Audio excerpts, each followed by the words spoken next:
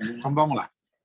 Nós tínhamos estudado na primeira parte, se vocês chegamos até a página 15, certo? Terminamos na aula anterior. E temos visto o que acontece, a ver quem se lembra do que vimos até agora. O pessoal que interfere numa cidade, o homem que ganha uma ilha, certo? E ele tem que coordenar a ilha, tem o poder de tudo, mas ninguém pode perceber que ele está por aí, certo? E aí, então, vimos que tem várias perguntas. Quais são as perguntas? Como podemos... Que a maioria das pessoas perguntam onde estava Deus, que Deus permitiu todas as atrocidades que aconteceram com a humanidade, geralmente. E vimos que, na verdade, a pergunta mais certa não seria perguntar onde estava Deus, senão onde estava o homem. Que é o homem que fez as atrocidades. Na verdade, onde está a humanidade do homem. Certo? Por quê? Porque se Deus interferisse, ele estaria tirando de nós o livre-arbítrio. Isso basicamente é o que nós vimos até agora. Então, na prática, você teve aula com o Rabino Molovani desse livro? Então, na realidade, o que vemos aqui, nós vimos que se Deus interferiria, estaria tirando o livre-arbítrio, por um lado, ou seja, não estaria convertendo em quê? Em robôs, porque na presença de Deus constantemente, a gente estaria condicionado a nossas atitudes. Isso seria um problema. Contudo, outro problema também seria o quê? Que não teríamos o mérito.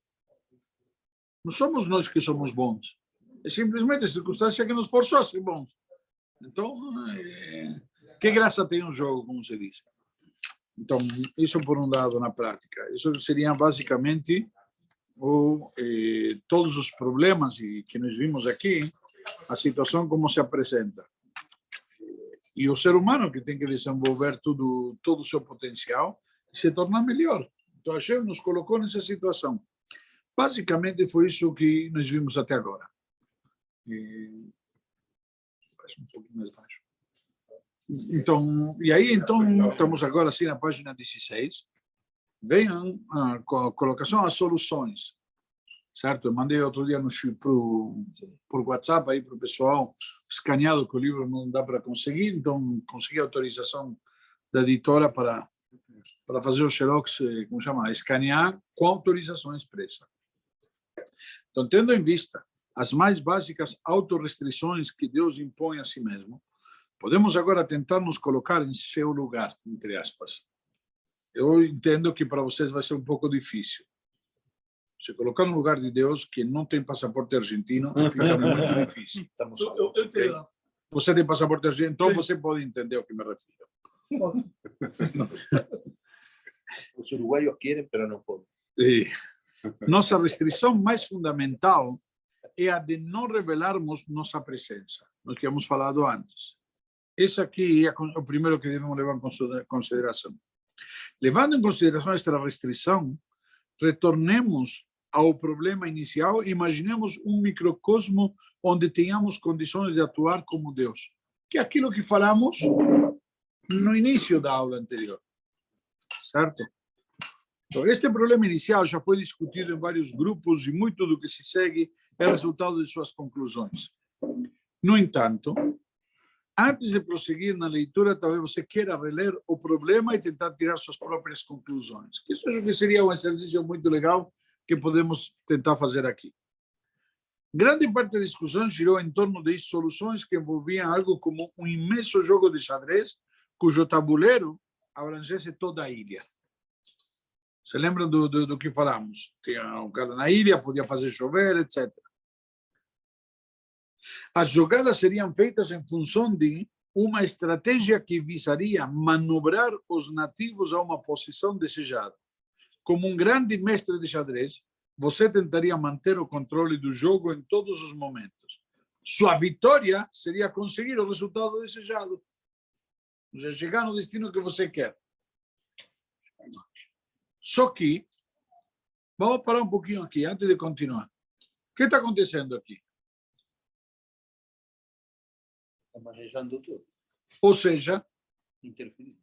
Ou seja, é interessante, porque assim, as peças não têm vontade própria. A peça não se mexe para onde quer. Desculpa, o jogador é que mexe as peças. Sim, mas o adversário pode fazer qualquer coisa. Não entendeu? Não, mas o jogador é Spark. Sabe? Flex. Não é, ele é Spassky era. Spassky. Spassky. Eu vi ele em Buenos Aires. Ele é campeão mundial de xadrez. Russo. É uma lenda. Kasparov. Esse dizem que foi melhor. Esse é o melhor, não sei. Mas, E enfim. é judeu. Kasparov é judeu. Bom, vamos voltar. Não, nosso tema é outro. Vamos voltar ao nosso tema. Adoro jogar. Quem gostar. E então, na prática, a peça não tem vontade nenhuma. A peça não tem mérito. Não é que a peça ganha o jogo.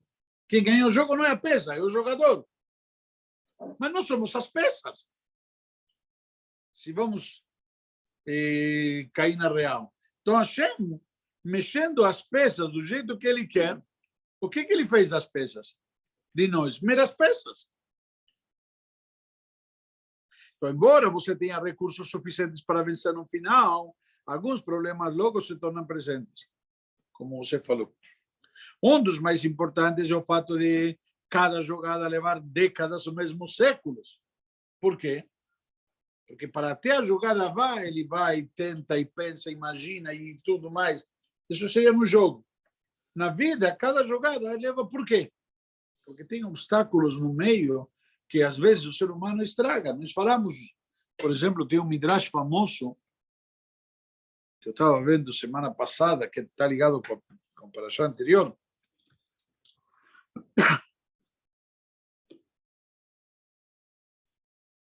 Diz que tinha um cidadão que parou para descansar e tomar água no oásis.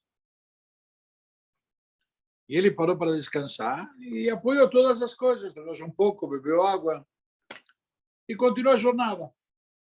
Só que quando ele foi embora, esqueceu um negócio com cheio de dinheiro. Aí, então diz o Midrash que justo veio um outro cidadão passando por lá para beber água, viu o dinheiro, pegou o dinheiro, bebeu, foi embora. E veio um terceiro beber água. E se deitou lá para descansar também.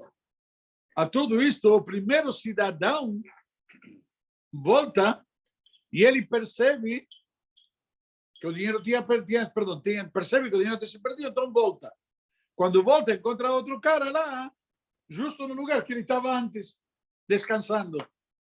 Aí pediu para ele, cadê meu dinheiro? Eu não sei de que dinheiro você está falando. Para fazer a história bem resumida, começa a discussão e ele mata outro. Você me roubou e mata ele. Diz o Midrash que Hashem mostrou isso para Moshe Rabbeinu. E Moshe Rabbeinu, quando estava recebendo a Torá, tudo mais, questionou Deus, cadê a justiça? O que está acontecendo aqui? Então, diz o Midrash que Hashem mostrou para Moshe, olha, eu vou te explicar. Você viu uma cena, mas, na realidade, os pais desses três já estavam envolvidos na geração anterior. O homem que perdeu o dinheiro, o pai dele tinha roubado o dinheiro do homem que encontrou o dinheiro. Então, na prática, esse homem tinha um dinheiro que herdou do pai, que foi roubado do pai do outro, que agora ele recuperou o dinheiro que tinha sido roubado do seu pai. Você perguntou, e o cidadão que morreu, que foi morto, ele era o juiz que sentenciou erroneamente, inocentou o ladrão. Então, o que acontece? Deus tem que fazer depois, acertar as coisas. Tem nada tirar o dinheiro de quem não corresponde, fazer chegar para quem corresponde e quem fez algo errado que ainda seja punido. Ou seja, na prática, nós vemos só uma cena. Então, quando o ser humano estraga, Hashem vai e tem que resolver tudo novamente. Tem que ajeitar tudo novamente. Ok? Então, vamos lá. Por isso diz que às vezes leva décadas ou séculos. Porque o homem estraga, Hashem Ou seja, você não vai ser lesado. Deus vai fazer que as coisas acertem. Nós vimos no Rashi semana passada, famoso episódio, de uma pessoa que matou alguém, como chama, propositalmente, ou assassinou alguém. E saiu imune, não tem provas, ninguém viu. Como diríamos, o crime é perfeito. Mas perante Hashem não existe o crime perfeito. Perante Hashem, não adianta. Você faz, você vai acertar a conta. O que aconteceu? Então, na prática, nos ensina a Guemará, isso está trazendo a Guemará, e Rashi comenta semana passada. Tinha também outro cidadão que matou alguém acidentalmente. E ninguém viu, ninguém sabia nada. O que acontece? Quem mata alguém acidentalmente tem que fugir para a cidade de refúgio. Então, o que faz Hashem? É simples. Aquele que precisava ir para a cidade de refúgio, ele vai numa hospedaria, num restaurante, sei lá o que, num lugar, e vai subir, e lá justo onde está comendo o assassino. E o assassino senta num cantinho embaixo da escada para comer. E outro, que é acidentado, que merece ir para a cidade de refúgio, ele sobe a escada. Quando está subindo a escada, ele cai, a escada quebra, ele cai em cima do outro e o mata. Aquele que foi assassino, o que acontece com ele? Ele morreu. Teve seu castigo. Hashem acertou a conta. Aquele que precisava ir para a cidade de refúgio, todo mundo vê que ele foi um acidente, que a escada quebrou e ele caiu e matou acidentalmente. Então ele vai, se refugia na cidade de refúgio e acabou, não acontece nada com ele. Entre aspas. Então Hashem, ele faz as coisas que se acertam de determinada maneira. Às vezes a gente diz, puxa, que pena, olha que acidente. Será que existem acidentes? Ok? Tudo o que acontece é porque tinha que acontecer. É isso que nós chamamos de Ashgaha Pratit, divina providência. Ou seja, tem alguém divino providenciando. Ok? Vamos lá. Embora seja possível obter resultados, o processo é muito longo e demorado. Você pode ter todo o tempo do mundo, mas cada ano traz mais sofrimento. Há um problema mais profundo. O objetivo principal, melhorar os valores dos nativos, é ainda mais importante do que influir nos acontecimentos. Ou seja, na prática, eu tenho simplesmente melhorar eles, fazer que o mundo seja melhor. Na verdade, tenho que acertar as coisas, influir, mas eu tenho que cuidar que todo mundo tenha uma vida melhor, que o mundo progrida. No entanto, mesmo que uma lição possa ser aprendida por uma geração, ela pode ser igualmente esquecida pela geração subsequente, a próxima geração. Ou seja, o que Deus deu de lição, que o mundo ficou estremecido logo depois do Holocausto, quando viu todas as atrocidades e tudo mais, hoje em dia tem cara de pau que consegue questionar e até negar. Então, fazer com que valores positivos se tornem parte integrante da cultura da ilha é uma tarefa dificílima. Se numa ilha é difícil, imagina no mundo inteiro. Estamos na página 17, começando o terceiro parágrafo. Não, alguém me perguntou aqui que página está. Uma sugestão que surgiu com frequência nessas discussões foi a de se usar algum tipo de infiltração. Talvez fosse possível influenciar os habitantes da ilha por meio de agentes infiltrados. Ou já Deus, de alguma maneira, fazer algum jeitinho de conduzir, de induzir a gente. Isso estaria dentro das regras, contanto que o esquema não fosse evidente, porque toda regra é que ninguém pode perceber a presença de Deus. Esta infiltração poderia servir a dois propósitos. Em primeiro lugar, os agentes infiltrados seriam de exemplo, os tzadikim. Se eles estabelecessem uma sociedade modelo que durasse por tempo suficiente, ela poderia despertar o interesse das pessoas, as quais tentariam imitá-la, ou aprender com ela. Só que na prática nós vemos que o mundo não segue esse caminho. Certo? Manda um cara puro, inocente para Brasília, e como volta depois de 2 anos? É simples, é a mesma coisa que pôr um cara preso porque roubou e pegaram ele. O único que vai acontecer na prisão vai ser o quê? Ele vai aprender como da próxima vez não ser pego. Ou seja, na prática, ele está fazendo a pós-graduação. Os agentes talvez pudessem também ser usados para ensinar diretamente aos nativos.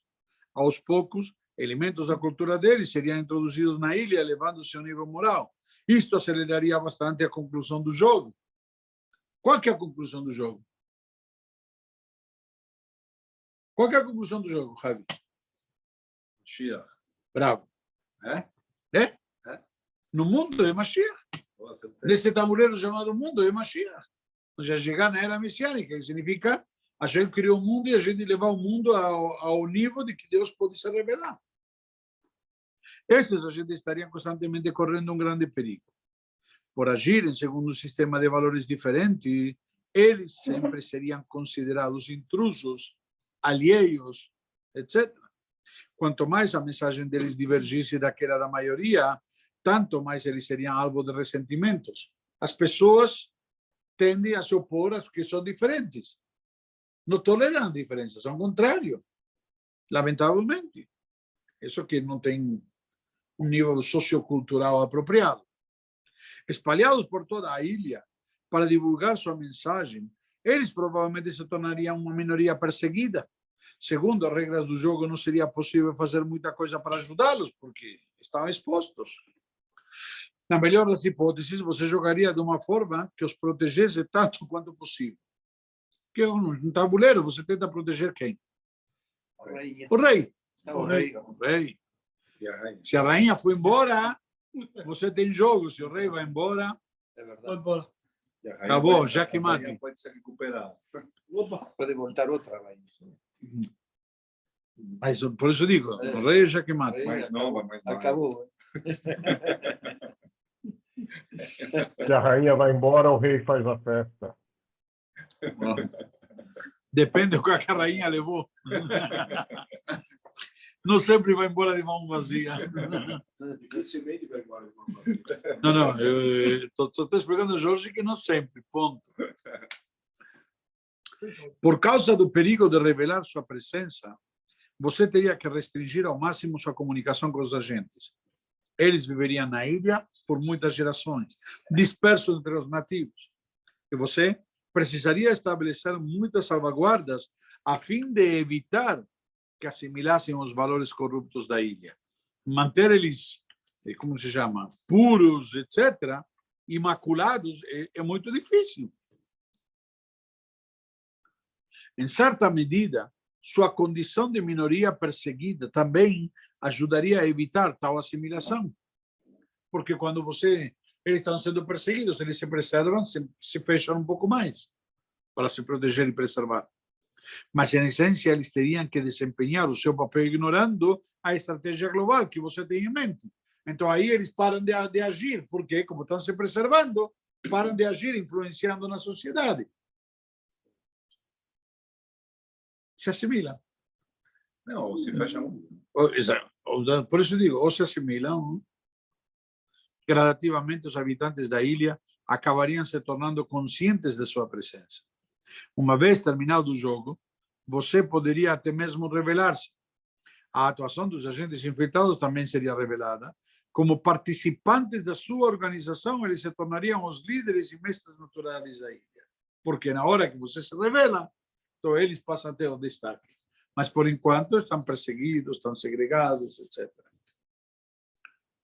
Página 19, conclusão.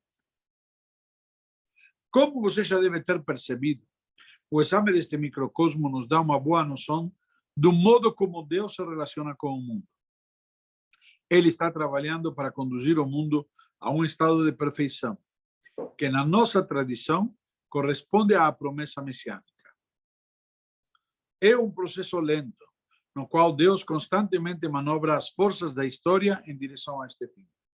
Este jogo abrange nada mais do que toda a história da humanidade. Se nós vamos analisar, é isso.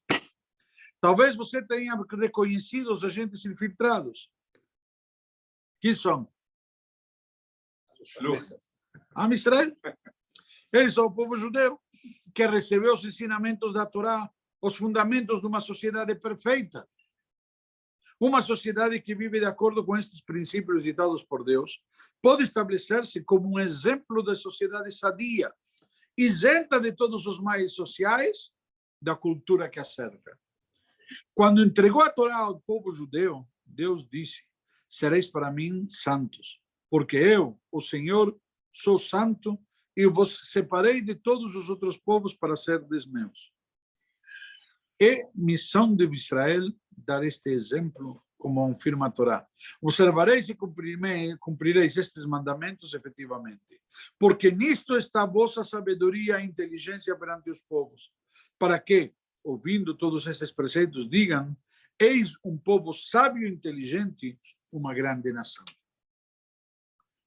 É nossa tarefa dar testemunho do plano de Deus para a humanidade, conforme está escrito: vós sois as minhas testemunhas, diz Deus, e o meu servo a quem escolhi.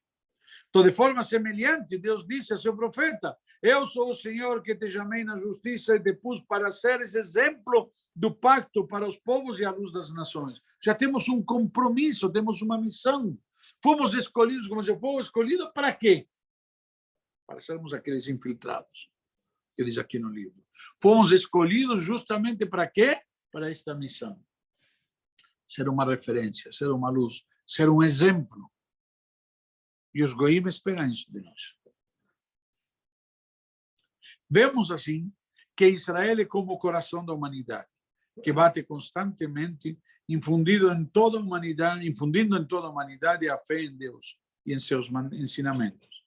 Foi nesse sentido que o judaísmo deu origem ao cristianismo e ao islamismo. Apesar de estarem longe da perfeição, estas religiões se encontram um passo à frente em direção correta que se afasta do paganismo. O passo final, contudo, ainda está para ser dado. Por quê? Porque abandonaram o paganismo e adotaram o conceito que existe um Deus criador do universo que interfere no mundo. Errados estão aqueles que acham que a religião é aquela que significa que um é melhor que o outro. Ou que acha que a religião, que Deus quer que um mate o outro, que vivamos como selvagens. Não, em hipótese alguma. Deus criou as diversidades. Então elas têm que aprender a coexistir. Quando na era messiânica está escrito vegano versus keves. O lobo vai conviver com o carneiro. Então vemos assim que Israel é como o coração da humanidade que bate constantemente, dando esse ensinamento, dando esse exemplo. Mais importante, porém, é o fato de que o povo judeu, ou pelo menos aquela parcela que segue a Torá, porque ela é a referência, na verdade, a Torá e seus preceitos representam a sabedoria mais elevada para o aperfeiçoamento da sociedade humana. E o tzadik encontra-se no grau mais alto de perfeição que um ser humano pode atingir. Por quê? Não é aquele tzadik, não é aquele que está isolado do mundo. Tzadik é aquele que consegue coexistir no mundo, viver no mundo, conviver no mundo, interagir com o mundo e, ao contrário, não ser influenciado pelo mundo. Ao aceitar a Torá divina, Israel colocou-se em uma posição única, e disso resultará, por fim, a destruição de todas as culturas rivais. Rivais não distintas, diversas. Aquilo que vai contra. Outra consequência temporária é o ódio destas culturas por Israel. Nossos sábios ensinam que, assim como uma azeitona precisa ser esmagada para se obter o azeite, também Israel é frequentemente perseguido para que sua luz possa brilhar. Lamentavelmente. Isso vamos ver na parashá da semana que vem. Parashá Tetzaveh. Assim, Deus disse a seu profeta: cana rachada, ele não quebrará. Mecha que fumega debilmente, ele não será extinto. Ele fará a justiça brilhar com a verdade. Ele não fracassará, nem será aniquilado, até que estabeleça a lei sobre a terra e as ilhas expectarão os ensinamentos de sua Torá. Mesmo que, como diz aqui, a cana esteja rachada, ela não vai quebrar. Nós vivemos em uma época de muitos questionamentos. Esse livro já tem, aqui em português, já tem 30 anos e é muito atual. 30 anos e parece escrito ontem. Os jornais e a televisão trazem os horrores do mundo à nossa porta, não à nossa porta, não. E os introduzem em nossa sala. Coisas que antigamente permaneciam desconhecidas devido à barreira das distâncias intercontinentais, hoje aparecem diante de nossos próprios olhos. Vemos o sofrimento, a matança e a fome. E perguntamos como pode Deus tolerar tanto mal? Para o judeu, a questão dos 6 milhões, que semana passada foi a comemoração da libertação do campo, sempre está no primeiro plano de qualquer discussão desse tipo. Mas para uma pessoa que entende a verdadeira profundidade do judaísmo, não há nenhuma dúvida. Ao investigar a razão da existência e o propósito da criação, você não só encontra respostas, como as próprias dúvidas perdem o sentido. A Torá é a base e a força de tudo. Incrível. É um dos grandes líderes judaicos da atualidade, o Klausenburg Rebbe de Klausenburg. Ele perdeu a esposa, os filhos e a família sob o nazismo, tendo ele mesmo passado 2 anos no inferno de Auschwitz. No entanto, ele ergueu-se, após tudo isto, para incentivar uma geração de refugiados dos campos de concentração a retornarem ao judaísmo. Fundou uma comunidade em Williamsburg, muito famosa até hoje em dia, no Brooklyn, e finalmente construiu uma colônia de povoamento em Israel. Ele foi para Israel. Inclusive, o Rabino Lau, no seu livro, Lulek, ele menciona toda essa passagem, faz referência a isso. Eu ouvi muitas vezes este grande líder falar sobre os campos de concentração e os 6 milhões. Existem lágrimas e tristeza, mas nenhuma dúvida. Pois temos aqui um tzadik, cuja mente brilhante é capaz de ver além do presente.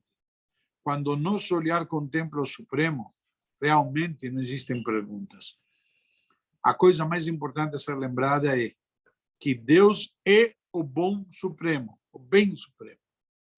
E, portanto, mesmo o pior mal acabará revertendo ao bem. O homem pode praticar o mal, mas isto também será redimido por Deus, como vimos na midrash anterior. E, no final, transformado em bem. O Talmud nos ensina que, neste mundo, devemos abençoar a Deus tanto pelo bem como pelo mal. Mas que no mundo futuro perceberemos que não existe nada além do bem. O mal é só um bem oculto. O mal, na verdade, não é um bem oculto. O mal é a ausência de bem.